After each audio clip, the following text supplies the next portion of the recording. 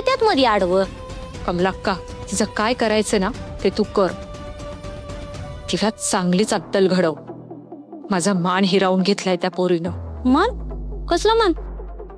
तुला काय करायचंय? तुला सांगितलंय तेवढंच काम करायचं. तिची तू आता चांगलीच जिरवायची. तिची जिरवायला तर पाहिजेच. का तर तिच्या आईनं माझा चांगलाच पान उतारा केलाय आणि ते दोघीच मी अशी सोडणार नाही. घरातनं बाहेर काढणार त्यासनी. हा, लवकर बाहेर काढते. त्या राणीला मला रस्त्यावर आलेलं बघायचंय. माझ्या नादाला लागली आहे ना ती राणी. तिला तिच्या कर्माची फळं मिळालीच पाहिजे. मिळणारच. आणि मी की नाही तिची चांगली जिरवणार आहे. येते मी. सांगितलेली कामं सगळी पूर्ण करायची का?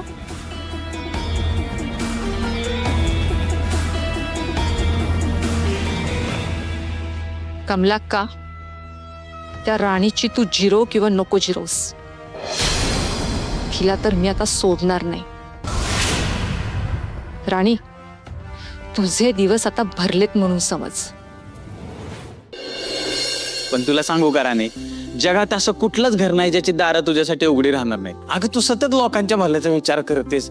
तुझ्यासारखी पोरगी ना टॉर्च घेऊन शोधून पण सापडणार नाही. असं जगात कोण करतच नाही का आता? नाही नाही, अजिबात नाही. आपली राणी हायच लय गुणाची. होय, तर मला पोरगा असतं तर मी हिला सून करून घेतली असती. तू काय पण म्हण राणी, तुझ्या घरात जाशील ना त्या घराचं नशीबच काढशील बघ. बस बस बस, आता नका हरभऱ्याच्या झाडावर चढव माल. आता हरभरा कशाला म्हणली? आता डब्यात हरभरा असेल. तू ना पुढच्या वेळेस मटणाच्या झाडावर म्हण, म्हणजे डब्यात मटण येईल.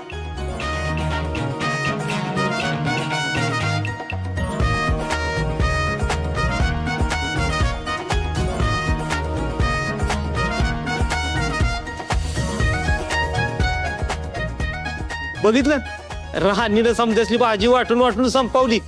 हाय का आता? आता मी एकटीने जर भाजी खाल्ली असती तर गोड लागली असती का मला? आणि तसं पण बुवा काय म्हणतात की आपण दुसऱ्याच्या आनंदात आनंद शोधायचा असतो. आता सगळ्यांना भाजी वाटली तर त्यांना समाधान मिळालं. आता त्या समाधानातून मलाच आनंद मिळाला की माणसाच्या पोटाला खाऊन आणि मनाला देऊनच आनंद मिळतो. शेवटी काय तर आनंद महत्वाचा. मग तो कसा का मिळेना? कुठं बसलाय तुम्ही? कवचन मी तुम्हाला शोधतोय. काय हे आमची चंद्रिकाई वेली बायकोनं मस्त पैकी खरवच केलाय कवळ्या दुधाचा. कवळे दादा, तुम्ही पहिला घ्या बघू. गुळाचा केलाय ना? अरे मस्त पैकी गुळाचाच आहे. अरे हो हो गोट्या, तू खा बाबा, पण सगळ्यांना वाटून खा ना.